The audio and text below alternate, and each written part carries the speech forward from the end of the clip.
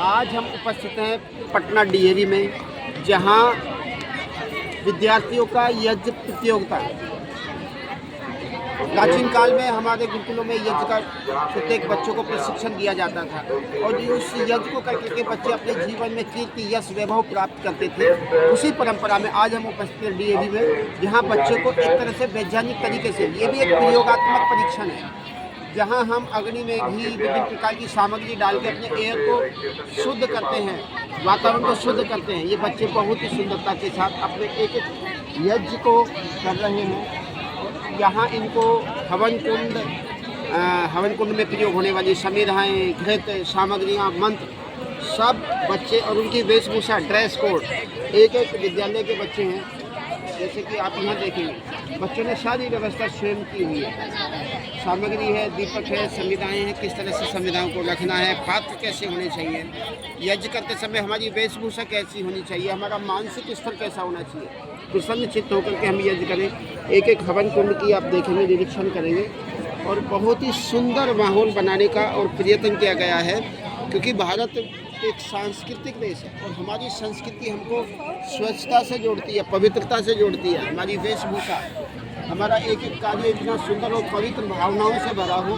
जो संस्कार बच्चों को बचपन में ही दे दिए जाते हैं, वो उनके ताउम्र चलते हैं। आज हम आधुनिक युग में जी रहे हैं, जहाँ बच्चों को कपड़े पहनने का सलीका नहीं है, सोचने का सलीका नहीं है। ऐसे समय में ये डीएवी इतने अच्छे संस्कार बच्चों को देख रहा है। आप इन वीडियो के माध्यम से देखते ही आपको बनेगा कि निश्चित रूप से आपके बच्चे भी इसी तरह से ऐसी एक्टिविटियों में शामिल हों और वो अपने जीवन में अध्यात्म को, संस्कृति को सजोएं। और इन एक्टिविटी कोई भाषण नहीं है, कोई लेक्चर नहीं है, डू प्रैक्टिकल, केवल प्रयोग है। आइए इस प्रयोग में देखते हैं, दिखाते रहो सब। अभी ये सब बच्चे तैयार हैं यज्ञ करने के लिए। निरीक्षण चल रहा है इस समय। इनके आचार्यगण एक एक बच्चे की एक्टिविटी को, एक एक ग्रुप की एक्टिविटी को देख रहे हैं।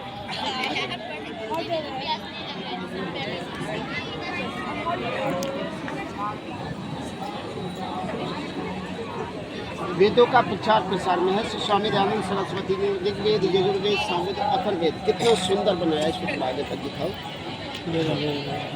हाँ, देखिए कितना बिल्कुल एकदम बच्चे बचपन से ही अपनी सनातन परंपराओं से जुड़ जाएं, जिससे कोई विधर्मी, कोई आक्रांता, हम कह देते हैं अंग्रेजों ने हमारे ऊपर राज किया, मुगलों ने हमारे साथ शोषण किया। आखिर क्यों?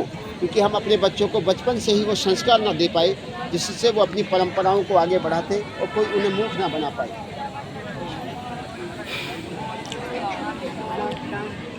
कौन सा ग्रुप है आपका? विद्यानंद, महर्षि स्वामी दयानंद सरस्वती के गुरु विद्यानंद ग्रुप है। एक एक ऋषि के नाम से, चाहे वो अग्नि हो, विश्वामित्र हो, हमारे 6 ऋषि जिनको वेदों का ज्ञान दिया, फिर 4 ऋषि वेदों वाले, 6 ऋषि दर्शनों वाले, और फिर उत्तरोत्तर चाहे वो गणित के क्षेत्र में हो, आर्यभट्ट हो, चाहे चरक, सुश्रुत, धन्वंतरी हो, एक एक ऋषि महर्षि पतंजलि, कणाद, जैमिनी, कश्यप, सभी विश्वामित्र, हमारे इतने गुरुओं की परंपरा है। अब ये विद्यानंद ग्रुप है, ये दयानंद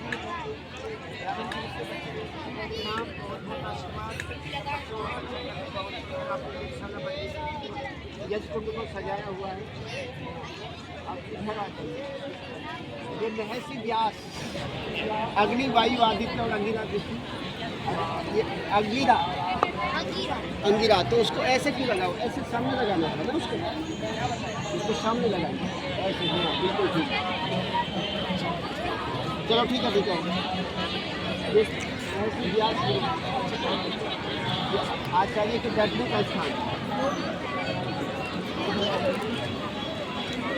बहुत अच्छी बच्चा वेशभूषा है। भारतीय परंपरा में गणवेश हमारा भारतीय, हमारी बेटियाँ पूरा अपनी भारतीय वेशभूषा में सुशोभित होते हुए इस यज्ञ कुंड में बैठी हुई है और बहुत ही सुंदर व्यवस्था है। कलश भी बहुत अच्छा है, दीपक, और यहाँ भी स्वागतम, किसी का स्वागत करते हैं तो गेट पे स्वागतम।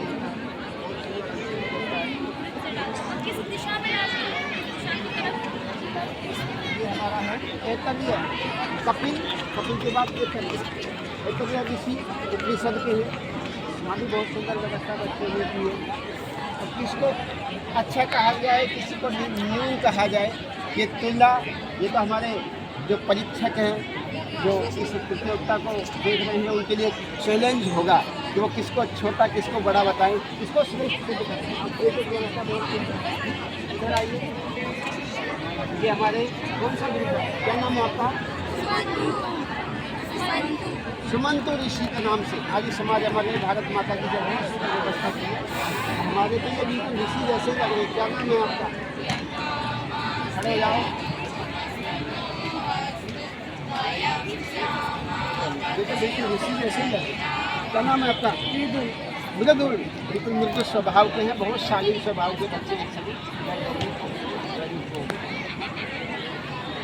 और विशेष यज्ञ कुंड की खासियत है कि मिट्टी का बना हुआ है। आपने सबने अपने हाथ से बनाया है, बहुत सुंदर यज्ञ, इसको रंगोली से बहुत अच्छा सजाया।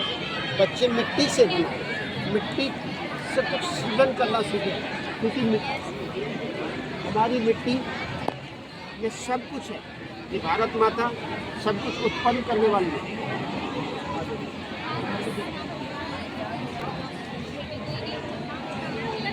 मधुर छंदा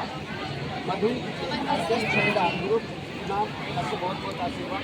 आप सबने बहुत अच्छा तैयारी की और विशेष रूप से बच्चों की ड्रेस और वेशभूषा बहुत सुंदर है। और ये तो कल वही ग्रुप है जो मैं ऐसी गाड़ी बन करके अपनी सवार थे, बहुत सुंदर। ये बच्चे भी हमारा बहुत अच्छी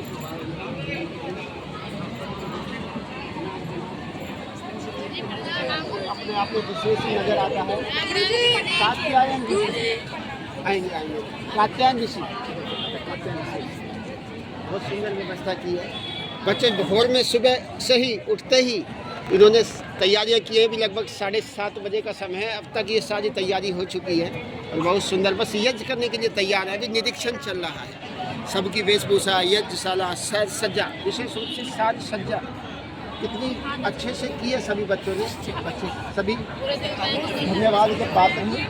मैं तो कहता हूँ कि सबको इस प्रथम कर दिया जाए, किसी को सेकंड करने का मन ही नहीं कर रहा है।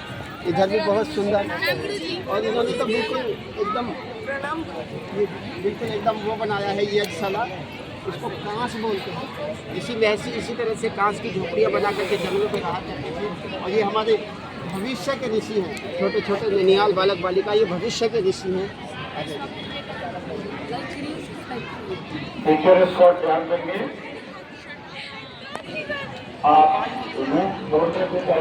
जीवन शक्ति को प्रबल करता है यज्ञ। जब हम बच्चों को, अपनी युवा पीढ़ी को डिप्रेशन में देखते हैं, कहते हैं कि भारत जी तनाव है, डिप्रेशन है, क्या करें। डिप्रेशन के लिए भारत का युवा ड्रग्स लेता है, नशा करता है। नशा करने की जरूरत नहीं है। बच्चे योग करें, प्राणायाम करें, वो यज्ञ करें, हवन करें, तो निश्चित रूप से डिप्रेशन हो ही नहीं सकता। 100 साल तक हम प्रसन्न चित्त रह करके जी सकते हैं। जल्दी हमको जाना हो, आप एकोमोडेशन कमेटी में संपर्क करके अगस्त जो अगस्त से बच्चे जानते हैं। हनुमान जी के गुरु का क्या नाम था?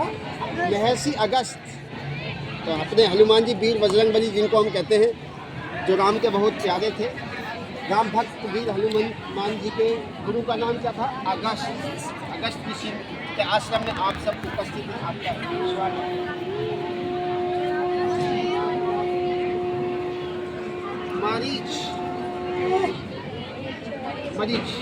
मरीच जो श्री राम जी की सेना का एक सेनापति था, संभवतः रामायण काल के ऋषि हैं।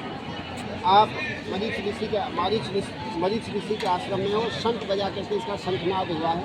बहुत सुंदर व्यवस्था हमारे बच्चों ने की है। बहुत बहुत आशीर्वाद।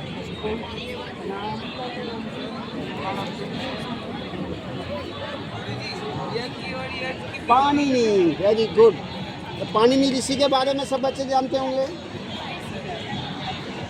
व्याकरण के सबसे बड़े पंडित और दुनिया के इतिहास का सबसे साइंटिफिक व्याकरण, जिसे हम पाणिनि व्याकरण कहते हैं। व्याकरण तो पाणिनि ही होता है। इससे सबसे गूढ़ भाषा संस्कृत के पाणिनि, जिनका एक अष्टाध्यायी ग्रंथ विश्व प्रसिद्ध है, जिसमें लगभग 4 लाख सूत्र हैं।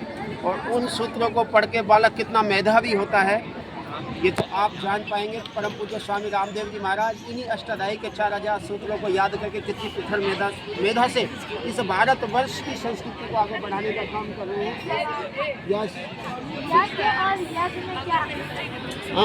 यज्ञ प्रोनाउंसिएशन अशुद्ध है और यज्ञ शुद्ध है, जैसे कि ज्ञान और ज्ञान, शुद्ध उच्चारण क्या होगा? ज्ञान। तो ऐसे ही यज्ञ ग का उच्चारण नहीं होगा, ये भाषा की त्रुटि है। हमने सही से महर्षि पाणिनि के व्याकरण को नहीं पढ़ा है, इसलिए हम अशुद्ध उच्चारण करते हैं। शुद्ध उच्चारण आप यज्ञ ही करेंगे। ये बहुत यास, महर्षि यास और ये महर्षि भृगु। भृगु ऋषि, उधर नारद जी तो छुपे हुए थे, नारद जी को तो फ्रंट में रहना। तो एक एक ऋषि, एक एक परंपरा वेदों की, और ये हमारे सभी बालक, बहुत ही सुंदर व्यवस्था, सबको बहुत बहुत आशीर्वाद, यशस्वी भव। और ये हमारे आदित्य ऋषि जिन्होंने वेद का ज्ञान दिया। तो कौन से ऋषि का नाम आदित्य है? कौन सा वेद दिया था? आदित्य ऋषि ने कौन बच्चा बताएगा? नहीं जानते। हाँ, पहला वेद कौन सा है? ऋग्वेद। बस हो गया। हाँ, अग्नि जो हमारा ऋग्वेद, यजुर्वेद, सामवेद, अथर्ववेद, तो हमारे 4 ऋषि हुए हैं, अग्नि, वायु, आदित्य और अंगिरा। आदित्य ऋषि हैं और इन्होंने भी एक वेद की रचना की है। आपका बहुत बहुत पता होना चाहिए, अपनी बातों में आप आएंगे तो पता करते हैं।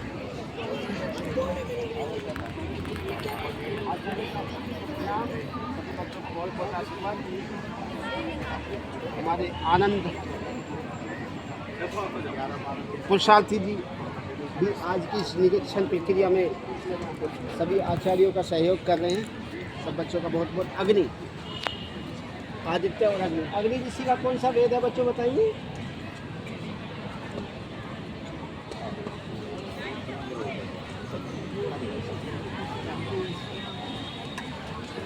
सोनक ऋषि। 23 कोड नंबर। बहुत अच्छी सभी व्यवस्था कर रहे हैं। ये गांव स्वागतम स्वागतम। आयुष्मान भवे। ओम स्वस्ति न इंद्रो विदसर्वाः, स्वस्ति नः पूषा विश्ववेदाः, स्वस्ति नस्तक्षर्यो अधिष्ठनेमि, स्वस्ति नो बृहस्पतिर्दधातु।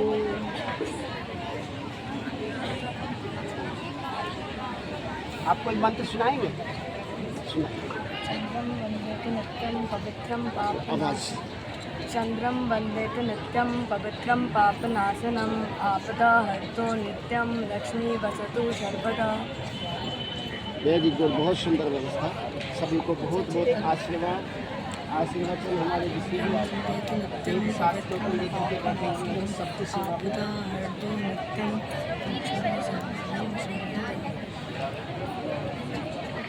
आशीर्वाद।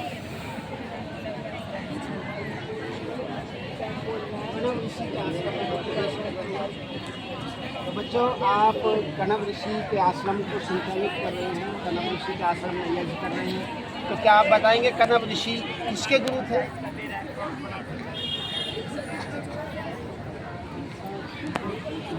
आप जानते हैं भारतवर्ष का नाम किसके नाम से पड़ा? भरत ऋषि। भरत के नाम से भारत का नाम क्या पड़ा था? भारत। और भरत की माता का क्या नाम था? सुकंतला। क्या नाम था? और सुकंतला जिन ऋषि के आश्रम में रहती थी उनका नाम था कण्व ऋषि। क्या नाम था? जो उत्तराखंड में कोटद्वार नाम की एक जिला है, उसमें वो कण्व ऋषि का आश्रम है। मैं वहाँ गया हूँ और उसी आश्रम में रह करके माता सीता की पढ़ाई हुई, शकुंतला की पढ़ाई हुई। पक्षी के पैर के तले वो बालिका ऋषि को मिली थी, उसको वो अपने आश्रम में लाए, उसको अच्छे से पढ़ाया लिखाया। जब बड़ी हो गई उनका विवाह एक राजा के साथ हुआ और उससे एक बालक पैदा हुआ जिसका नाम था भरत। और वो भरत बचपन में इतना पराक्रमशाली था कि उसने उनके जंगल में एक शेर हुआ कर, शेर का बच्चा था, उसके दांत गिने थे मुझको। ऐसे ऐसे पराक्रमी बच्चे हमारे भारत में हुए हैं और उन्हीं के नाम से हमारे देश का नाम भारत पड़ा। आप सब कण्व ऋषि के आश्रम में उपस्थित हैं। ये हमारा इधर आश्रम आ गया है अपाला। नमस्ते नमस्ते। यहाँ बहुत ही सुंदर एक एक ऋषि, अब किस किस की कहानी सुनाए हैं हम आपको इस छोटे से समय में। ये तो ऋषियों का इतिहास, अनंत ऋषि भारत में हुए हैं। एक एक ऋषि की कहानी सुनने लग जाओ तो जीवन भी थोड़ा बढ़ जाएगा। अब आइए वेरी गुड।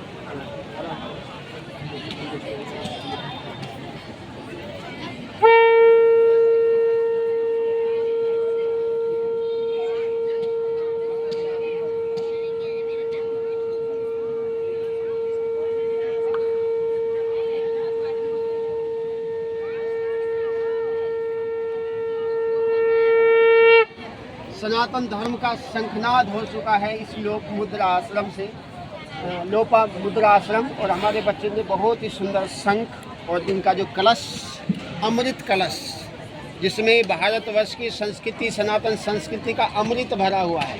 तो अमृत रूपी कलश आपके बीच है और सभी बच्चों ने बहुत ही सुंदर व्यवस्था की है। कोई बच्चा कुछ सुनाना चाहेगा? हाँ हाँ, सुनो स्टार्ट।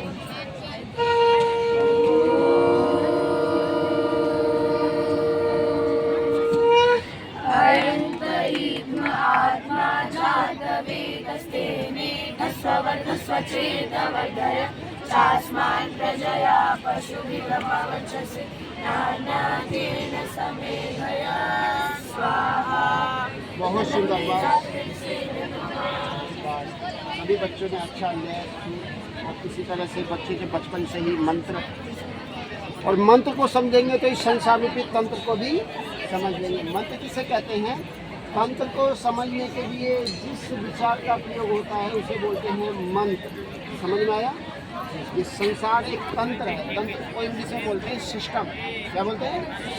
और सिस्टम को समझने के लिए थ्योरी चाहिए ना।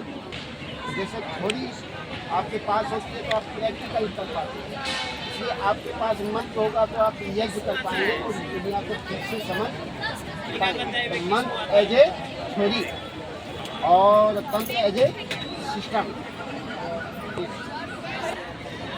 ये जैमिनी ऋषि का आश्रम, महर्षि जैमिनी दर्शन शास्त्र के प्रकांड विद्वान थे और जिन्होंने मीमांसा दर्शन, कौन सा दर्शन? दर्शन सर्व दर्शन है और जिनमें से उत्तर मीमांसा, पूर्व मीमांसा, तो वेदांत दर्शन के ऋषि कौन है? महर्षि जैमिनी। आप जैमिनी ऋषि के आश्रम में कुछ बच्चे सुनाएंगे, कोई मंत्र, कोई श्लोक। तो मैं आपसे कहूँगा कि आप वो मंत्र सुनाएंगे जो अग्नि प्रदीप्त करने में प्रयोग होता है। जब हम अग्नि को हवन कुंड में स्थापित करते हैं,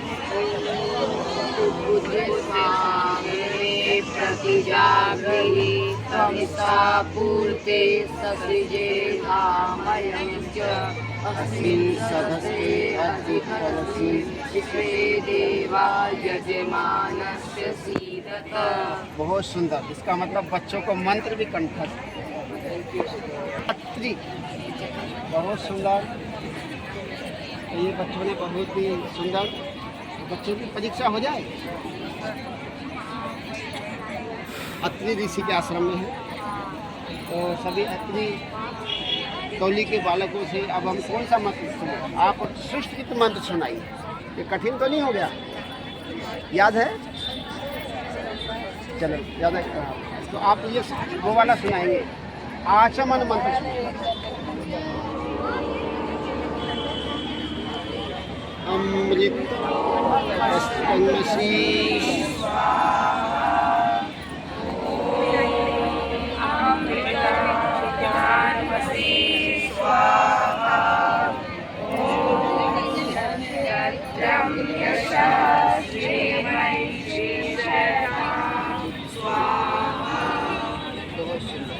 अब आप अंग स्पर्श करेंगे। कैसे करते हैं? अथ अंग स्पर्श मंत्र स्टार्ट। हाथ में चल उंगलियां टीवी करके दिखाना।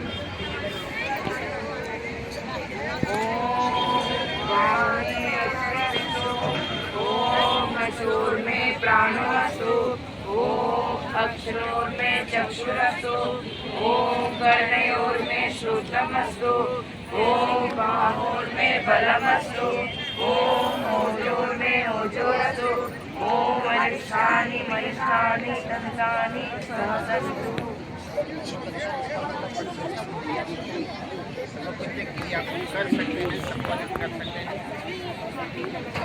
बचपन से हमारे बच्चे यज्ञ में, योग में, संस्कृत पढ़ने में, हमारे बच्चे कंप्यूटर में अच्छे हों, बहुत अच्छी बात है। हमारे बच्चे हवाई जहाज उड़ाएं, हेलीकॉप्टर चलाएं, वो दुनिया का बहुत प्रकार का इंफ्रास्ट्रक्चर जो आज दुनिया में खड़ा हुआ है उसमें वो सर्वोपरि हों, बहुत अच्छी बात है। लेकिन वो अपनी मूल परंपराएं, योग में, यज्ञ में, आयुर्वेद में भी उनका दिमाग अच्छे से चले, जिससे वो अपने जीवन की उन्नति भी करें और इस भारतवर्ष को भी वैभवशाली बना सके। इन्हीं शुभकामनाओं के साथ पूरे अपने अत्रि समूह के बालकों को बहुत बहुत आभार, उनको आशीर्वाद, उनका जीवन आनंदित हो और इसी तरह से बालक उन्नति करते रहें और सनातन संस्कृति के झंडे को बुलंद करते रहें।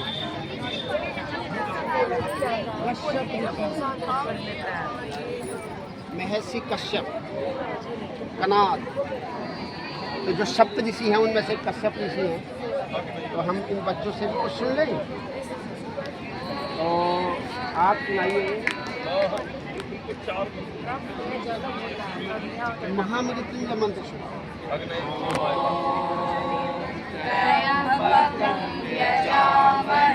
सुगंधिं पुष्टिवर्धनम् उर्वारुकमिव वन्दनात् मृत्युर्मोक्षीयमामृतात्। बहुत सुंदर। अब आप सुनाएंगे अयंत इद्म।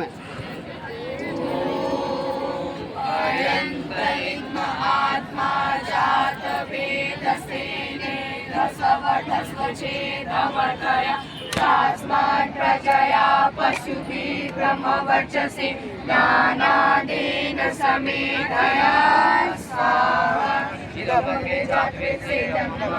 जो कश्यप के आश्रम में सभी बच्चे बहुत अच्छे से तैयारी किए हैं, बहुत बहुत आभार। इसी तरह से आप अंत वाली जो हमारी वशिष्ठ, गुरु वशिष्ठ ऋषि के आश्रम में, यहाँ तो बिल्कुल ऐसा ही लग रहा है। हम सब तो बच्चे बिल्कुल ऐसे ही लग रहे हैं। ये तो किसी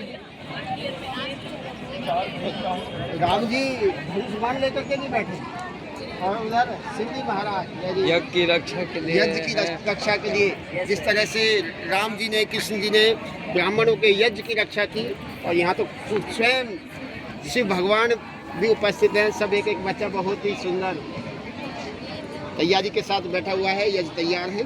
तो हम अपने ऋषियों से, बालकों से कुछ सुन भी सकते हैं। तो जी हमारे शिव जी भगवान खड़े हो जाएंगे उधर से।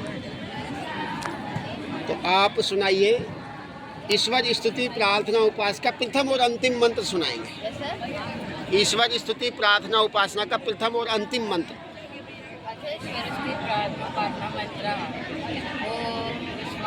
देव सवितर दुरितानि पराशुभा तद्भद्रं तन्यहासुभा। अंतिम ओम अग्नेय ओम अग्नेय सुप्रताराय अस्मानि देव वैनानि विद्वान् यो दस्मचुरान मेलो भूष्ठान्ते नमः उक्तिं विदेम। चलिए बहुत सुंदर। तो इधर से ये हमारे इधर खड़े हो जाएंगे। आप कौन सा रूप धारण किए हो? विष्णु भगवान जी का। चलाइए सुनाइए, आप सुना दो हमें। यह प्राण है तो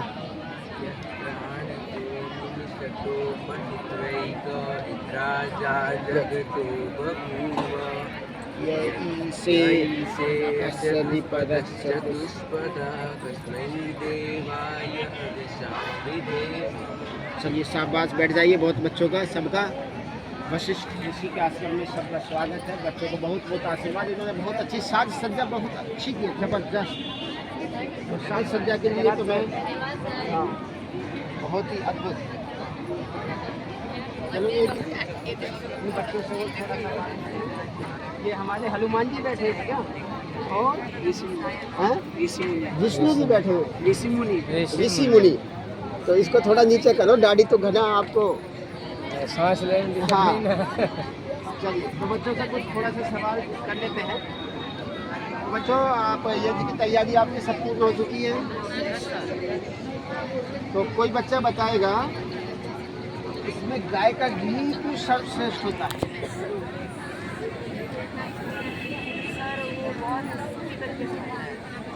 गाय के घी में ऐसा क्या है कि हम गाय के घी को सर्वोपरि महत्व देते हैं? नहीं, वो तो ठीक बात है, अच्छा होता है स्वास्थ्य के लिए, वो तो अच्छा तो होता ही, हम भी लेकिन क्यों अच्छा होता है? क्योंकि गाय हमारे धर्म में गाय को माता समझा गया है और ऐसा मानते हैं कि गाय का जो घी होता है वो बहुत शुद्ध होता है हाँ। पवित्र और मतलब एक बार सीता जी ने उनको श्राप दिया था कि आपके जो पिछले अंग है वही उसी का सिर्फ पूजा होगा, इसमें से जो घी निकलता है वही सर्वश्रेष्ठ है। बहुत है, ये तो कुछ पौराणिक कहानियाँ हैं इतिहास की, लेकिन वैज्ञानिक पहलू ये है कि जो हमारी गाय, जो देसी गौ माता होती है, उसकी स्पाइन में, जिसको रीढ़ की हड्डी कहते हैं, उसमें एक सूर्य केतु नाड़ी होती है और वो सूर्य केतु नाड़ी सूर्य से जो गोल्ड होता है, जो जीवनी शक्ति होती है, उसको एब्जॉर्ब कर लेती है। इसलिए आपने देखा होगा गाय को भैंस की अपेक्षा गर्मी कम लगती है। जो देसी गाय होती है वो गर्मी में भी आनंद से रह सकती है, लेकिन भैंस और जर्सी नस्ल की गाय गर्मी में नहीं रह पाती है, उनकी होकनी चल जाती है, सांस फूल जाती है और ज़्यादा बीमार पड़ती है। तो जो देसी गाय होती है उसकी स्पाइन में सूर्य केतु नाड़ी होती है, वो सनलाइट से जीवनीय प्राण शक्ति को अवशोषित कर लेती है और वो जो दूध देती है उसमें गोल्ड कलर हो जाता है उसके दूध का। तो गोल्डन कलर का दूध होता है और उसमें से जब मक्खन भी निकलता है तो वो भी गोल्डन कलर का होता है। उसकी सुगंध और उसकी शक्ति इतनी ज़बरदस्त होती है। आज तो सारी दुनिया गाय के घी की दीवानी है और गाय का शुद्ध अमृत घी जो होता है, घृत होता है, वो 3,000 से लेकर 5,000 पर केजी तक मार्केट में उपलब्ध होता है। बहुत शुद्ध जो होता है, बिलोना घी। तो आइए हम अपने बच्चों को गाय का घी खिलाएं, जिससे उनकी स्फूर्ति मजबूत होगी और गाय के घी से हवन करें तो घर परिवार और पूरा समाज सुगंधित होगा और सुंदर बन जाएगा। क्योंकि गाय का एक चम्मच भी 1 टन वायु को प्योर कर देता है। इसलिए गाय अमृत है, गाय माता है। आइए हम गाय के घी से अपने घर में दूध घी और यज्ञ करना शुरू करें। इन्हीं शुभकामनाओं के साथ बोलिए गौ माता की जय। सबका बहुत बहुत धन्यवाद।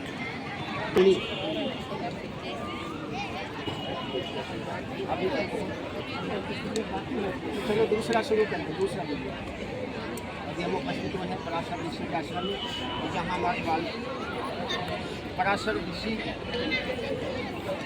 की कुटिया का एक तरह से संचालन कर रहे हैं। इस कुटिया का नाम है पराशर ऋषि। ये सारे हमारे बालक बहुत ही सुंदरता के साथ ये कुंड को तैयार करके बैठे हुए हैं। बच्चों, मैं आपसे कुछ सवाल कर सकता हूँ? कुछ सुन सकते हैं? तो गायत्री मंत्र सुनाएंगे बच्चे। ओम भूर्भुवः स्वः तत्सवितुर्वरेण्यं भर्गो देवस्य धीमहि धियो यो नः प्रचोदयात्। अच्छा, आप बता सकते हैं कि मंत्र में और श्लोक में क्या है?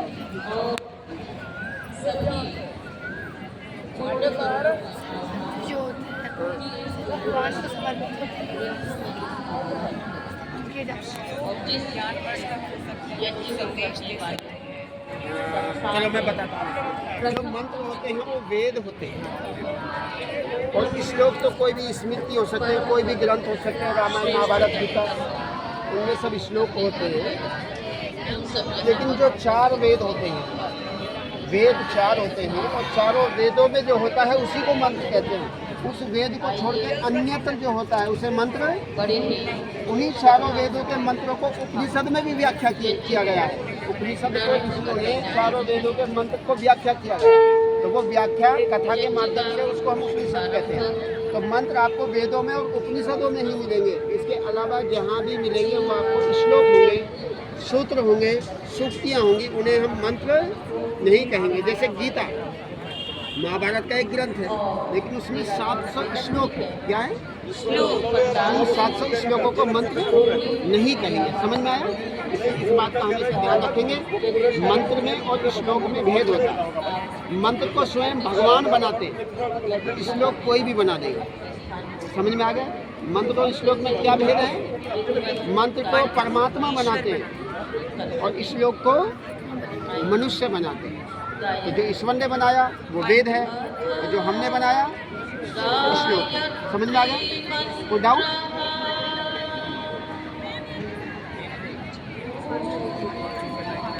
हरिद्वार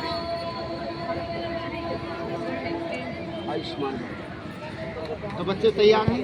तो बच्चे कुछ सुनाएंगे। जब हम तिलक करते हैं तब कौन सा मंत्र बोलते हैं?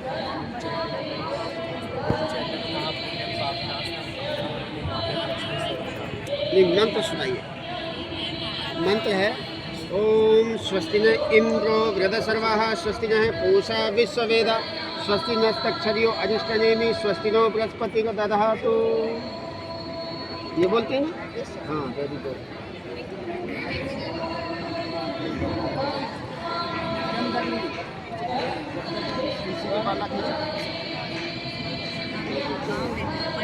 तो आप क्या सुनाएंगे? शांति पाठ सुनाइए।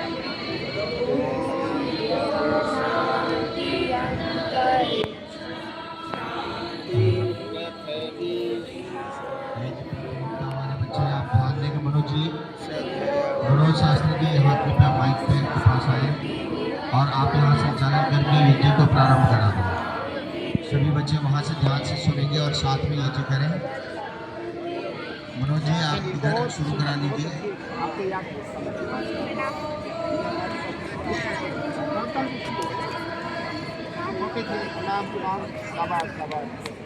बच्चे बहुत अच्छा कर रहे हैं, ठीक है? अगली बार और अच्छा करना है ना।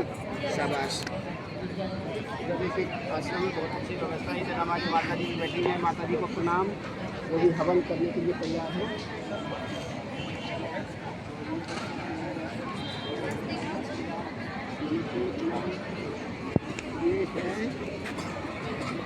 महर्षि स्वामी दयानंद। नेत्रपाल जी, the best you have and the best will come back to you। यदि आप अच्छा बच्चे चाहते जहाँ हो तो यज्ञ पीछे कर चलिए। रहे हैं वहाँ आने का प्रयास करें। सब लोग अपनी तैयारी पूरी कर लो और आपको निरीक्षण बहुत करने अच्छा के सब लिए बच्चों ने लिखा है। आपके पास जा रहे हैं सब लोग। पिंगल जिस टीम के पास पहुंच रहे हैं, 3 टीम है, ये जानना हर टीम के पास 3 लोग आएंगे। अगर कोई छूट जाता है तो बता देना कि हमारे पास 2 ही लोग आए हैं। सब बच्चों की बहुत अच्छी 3 व्यवस्था है। लोग मिलकर के सब बच्चों ने बहुत आपका अच्छा किया है। जजमेंट कर रहे हैं। इसी प्रतियोगिताएं इसलिए जब हर आप टीम अपने के बच्चों पास के 3 सामने लोग रखेंगे, आएंगे। ये सात्विक 2 आए हैं तो प्रतियोगिताएं एक और जिनसे है। बच्चे सीखते हैं, अपनी हमारे परंपराओं पास से कितने आ सीधे गए? सीधे जोड़ते हैं। तो एक आइए, और अपने आएंगे। प्रत्येक बच्चे को हर आपके स्कूल पास का कितने दायित्व आए है। हैं? आज के समय एक में और आज आएंगे। की डिमांड है, आज की बहुत आपके पास आवश्यकता कितने है आए हैं? तीर कि धनुष? हमारे प्रत्येक स्कूल में एक यज्ञ, आएंगे, 2 और आएंगे। योग और अध्यात्म की 2 और शिक्षा आएंगे। अनिवार्य रूप से दी जाए, जिससे आज जो आ रहे समाज में हम हैं, बुराई आएंगे। देखते हैं इसका समाधान हो सके। हमारा भारतीय संस्कृति और अध्यात्म वेदों का ज्ञान इस पूरी मानवता के लिए अमृत के रूप में है, और हमारे बच्चे इस अमृत से वंचित रह जाएं, ये हमारा दुर्भाग्य होगा। आओ, भारत का जनमानस जागे और पुनः वेदों की तरफ लौटे, महर्षि दयानंद के सपनों को साकार करें। इन्हीं शुभकामनाओं के साथ आप सबका बहुत बहुत आभार। ओम।